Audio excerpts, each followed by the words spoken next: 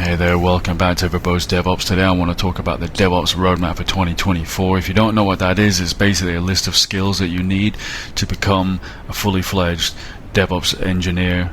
It's a plan, a system that you can follow. There's many people who've written a DevOps roadmap. Let me tell you, this is based on my own personal experience. This is my own version for you.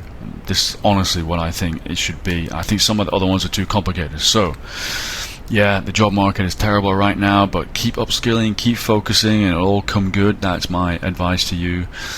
Now, I've split this into two, DevOps engineer but also cloud engineer. If you don't know the difference, well, the cloud engineer typically builds out new infrastructure. They might do a little bit of migration work.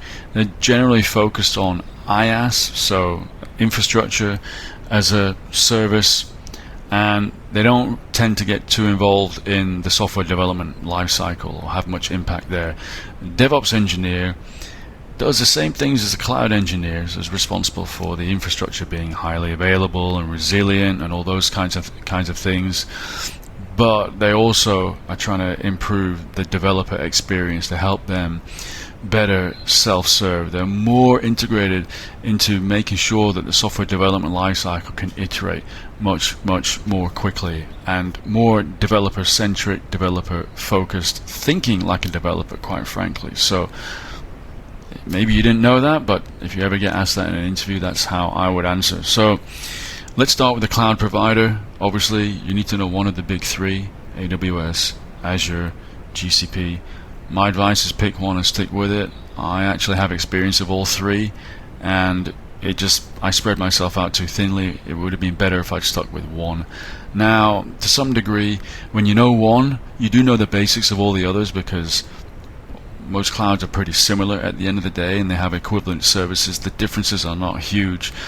The problem is, at interview, they're going to ask you pop quiz questions about the cloud that they're using. And if you just say, well, I know the equivalent in another cloud, it just won't cut it.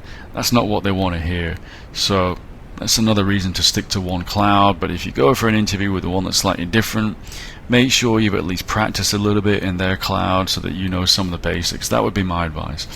Now, secondly, Terraform. Every serious outfit uses Terraform for infrastructure as code.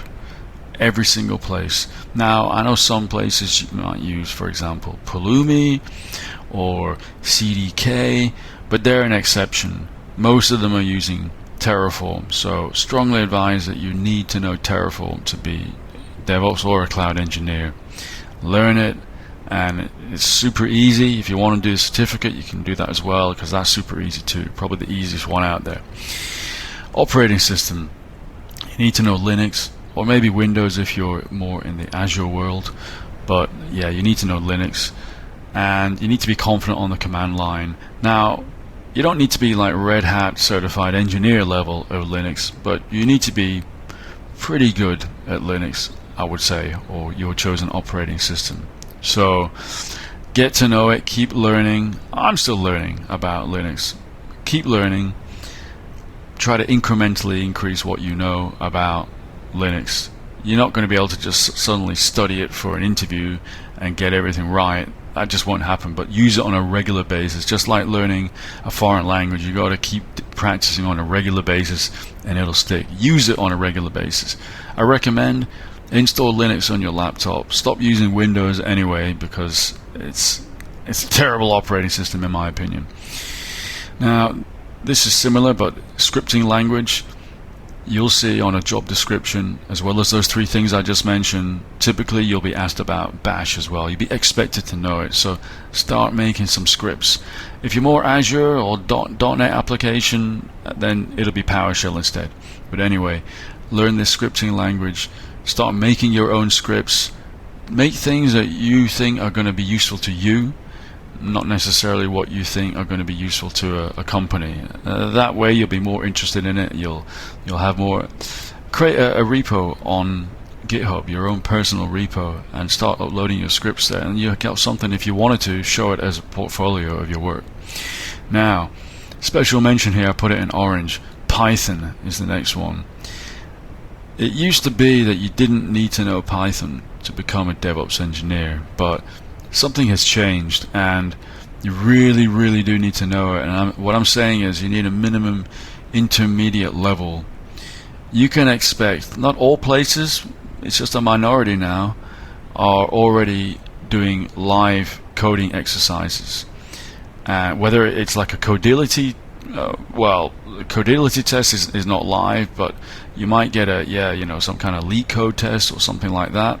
You won't be expected to do algorithms and structures or anything like that, the DSA. You won't be expected to do that like developers have to do, but you will be expected to know Python to an intermediate level. And I strongly advise that you can't just pick up Python to that level by dipping into it and learning a bit of this and a bit of that and hoping eventually that you know the whole thing. You really have to learn it in a structured way, like doing some kind of course, an online course, or reading a book, the same thing. You really need to do it in a structured way, or you're going to have huge holes in your knowledge and you're not going to be able to show that you can really program in Python. And it's more like programming, it's not really scripting. I know it's interpreted language, but at the level you need to be a DevOps engineer, you need to use Python like you're a programmer, basically, like a developer. So I'm seeing this so much more now. This is actually, for me, my biggest priority right now. I'm pretty good in almost everything else on this page, but I really need to act like a Python developer and not like someone who just picked up Python by picking up X, Y, and Z in my spare time. So strongly recommend that you get good at Python. Now, Kubernetes, there's an increasing trend. Not all DevOps roles need Kubernetes, or not even all DevOps roles need containers. So, however, if you don't have any exposure to containers or Kubernetes right now, you need to make it a priority to get that exposure in the job, and also already before that, preferably learn it on your own. You absolutely need that. You cannot avoid it. It's just becoming a fact of life. A lot of companies and a lot of good jobs are using microservices on Kubernetes. Now, if you see a job and it's for containers as a service like ECS on AWS, for example, or maybe they're not using Kubernetes but they're using Nomad, or maybe they're using a lightweight distribution of Kubernetes, then that is okay. That's fine. Even on-prem, even an on-prem Kubernetes job, in my opinion, is better than a job that has cloud in it, but you're just stuck making virtual machines. So bear that in mind. Even on-prem Kubernetes is fine. So try and get exposure to it, and even before that, learn it yourself, because it's an increasing trend and it's going to keep going that way. Now, another one is monitoring and observability. Now, strictly speaking, this is not essential, but you do frequently see it on a job description for a DevOps engineer, frequently. And there's basically two popular stacks. So there's one that is more enterprise level, which is ELK, so that's basically Elastic Stack, and the other one is Grafana Stack. Okay, so those are the two. Grafana, you'll see that more in startups and that kind of thing. It's actually a great stack. I mean, Elastic Stack is overkill often, so I would make sure, if you can't learn both, learn at least one. And a lot of companies, what you'll find is that there might be like just one guy who knows monitoring really well, and the rest of them don't know it so well. I mean, at least know the basics that you'll be able to talk about it at interview. And it's okay to say, well, I don't know monitoring and observability that well, but it's an area that I've identified that I want to, it's a growth area. I want to develop myself, and I hope to do that working for you. That's fine to say. If you happen to be really good at these stacks, then it really makes you stand out from the crowd. But look, it's more important that you learn Python, and I hope already Bash, and even Kubernetes. Those are more important than learning monitoring, in my opinion. At least, sure, learn the basics of monitoring, but I wouldn't go any further until you've nailed Python and Kubernetes. That's my opinion. And by the way, I didn't mention it, but for a cloud engineer, you're not typically expected to know Bash or PowerShell. You might have to use it, but you're not typically expected to have it. Python, again, you might use it, but on most engagements or most work that you do, you won't have to use it. Kubernetes, It helps, but a lot of cloud engineers don't use Kubernetes. Don't forget, cloud engineers, as well as build, what I forgot to mention is they often do a lot of operational type tasks. And yeah, you're not always going to be expected to use Kubernetes. And for the monitoring and observability, again, you might build it out, but there's a good chance that you won't, and that you'll just use the built-in monitoring that comes with the cloud. So, for example, with AWS, you'll probably just be expected to install out of the box CloudWatch and CloudWatch logs, and just let it do it with the default configuration settings. So, but for a DevOps engineer, it really does help if you know at least the basics of monitoring and observability. And yeah, I put those things in orange, which are really super important at the moment. Now, moving on, these ones are all down here say assumed for a DevOps engineer. They're not really going to ask you questions about this. I don't think I've ever been asked any questions. You're just expected to know. So obviously Git is source code management. Not many people are not using Git. I mean, some people are using things like SVN, but it's very rare that a company is not using Git. You're going to be assumed to know it. You won't even be asked questions at interview. CI/CD, I know a lot of people like to rave about CI/CD. It's not complicated. It's super simple. You're going to be assumed that you know how to do that. I did say not advanced CI. Actually, CI can get super advanced, like how long is a piece of string advanced, like as advanced as you want it to be. But most companies aren't like that. They're not going to ask you questions really about CI/CD, in my opinion. Configuration management, Ansible. Basically, if you're doing DevOps, you might have a few VMs for like build servers or jump servers, bastions, VPN servers that are VMs, and that you'll be configuring them with Ansible. And then you'll hardly ever do anything with it. It just sits there once it's configured. And you'll be assumed that you know it. So I would get familiar with Ansible and understand what it's used for. I have a great video on that, and that's enough. You don't need any more knowledge than is in my video. Okay. Agile. If you don't know the basis of Agile, just quickly look at some YouTube videos. It's kind of expected that you'll probably work in some teams that are using Agile way of working, Agile and Scrum.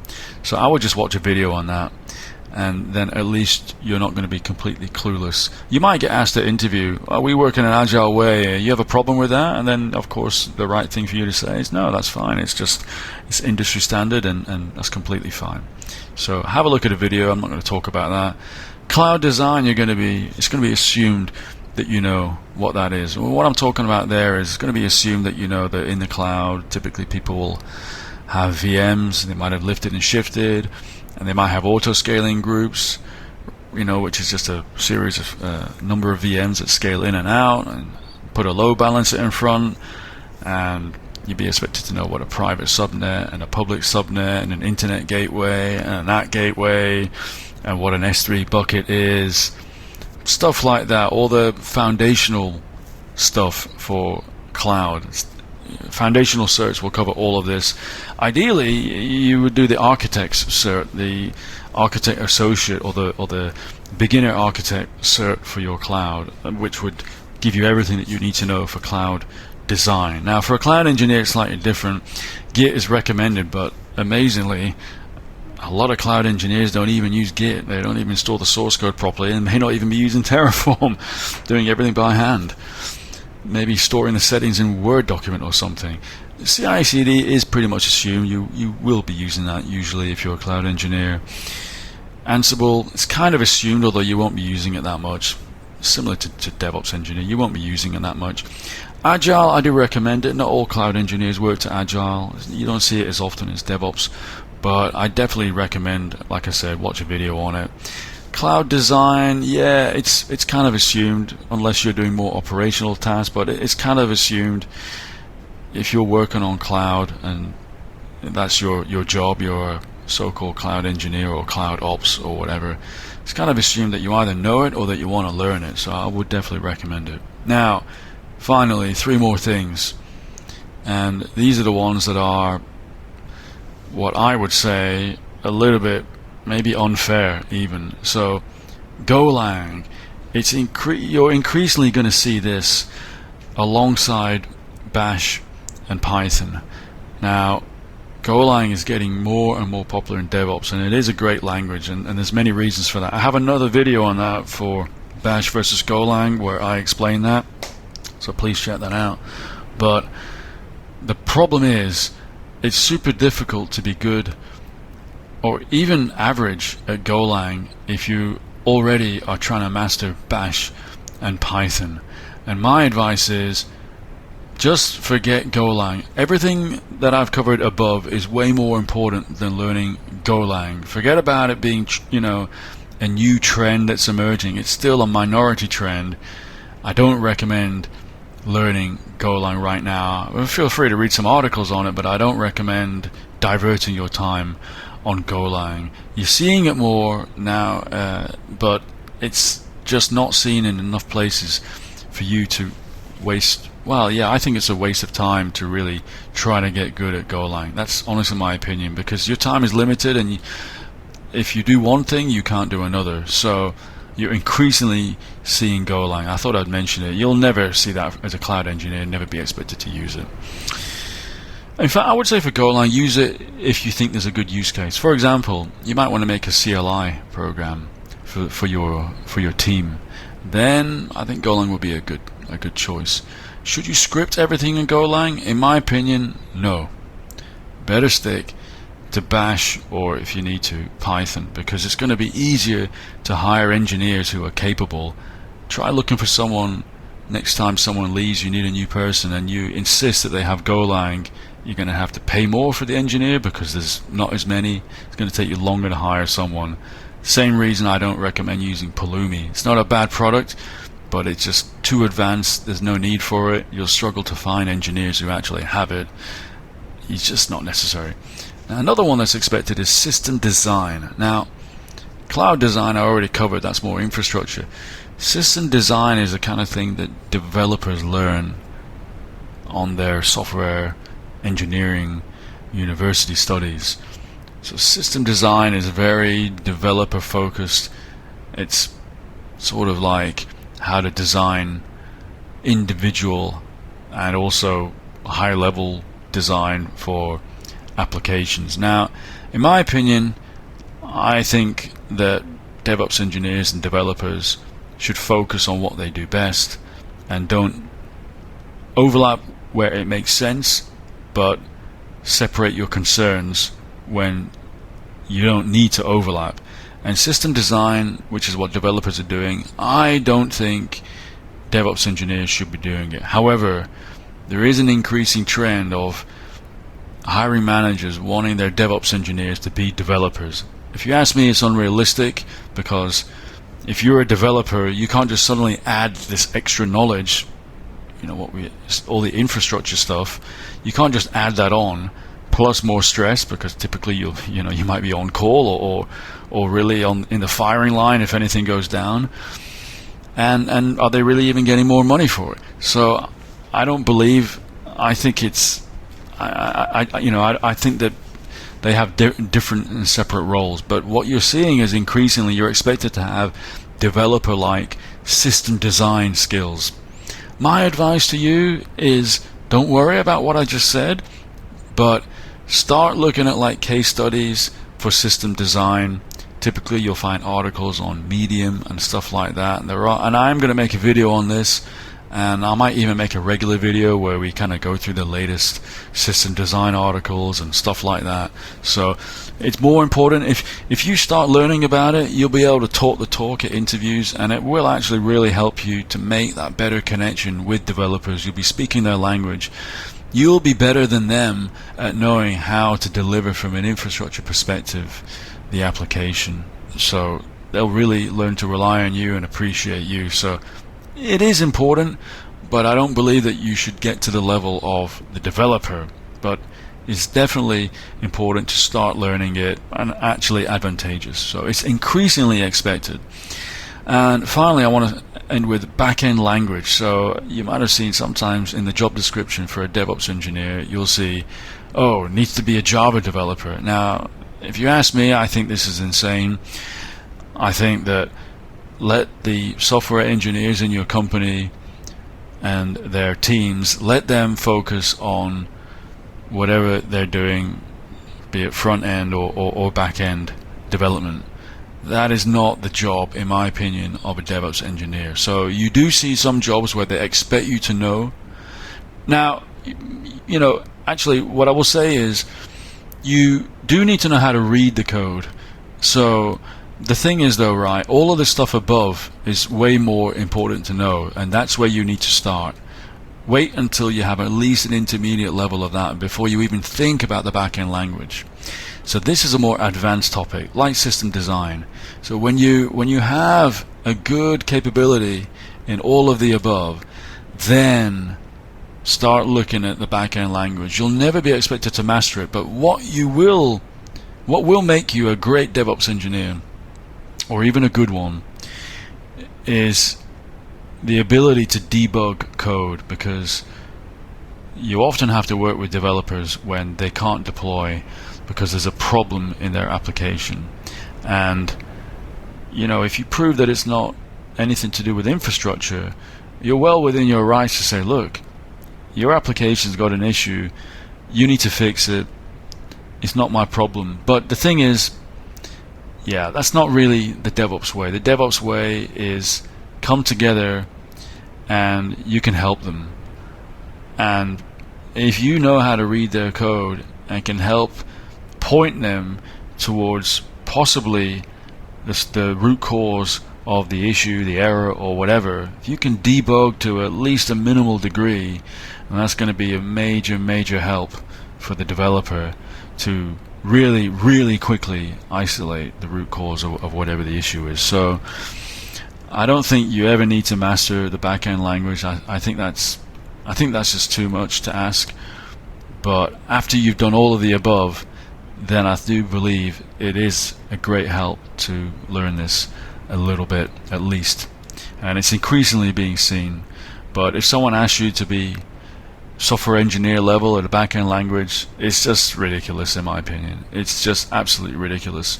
So obviously, by the way, a cloud engineer will never get asked for Golang or system design or a backend language. So that's it. That's the DevOps roadmap as I see it for 2024. Let me know what you think. By all means, leave a comment and please give it a like and subscribe. And thank you so much for watching. Let me know what other videos you want me to do. I hope you find it super useful. Take care and bye bye.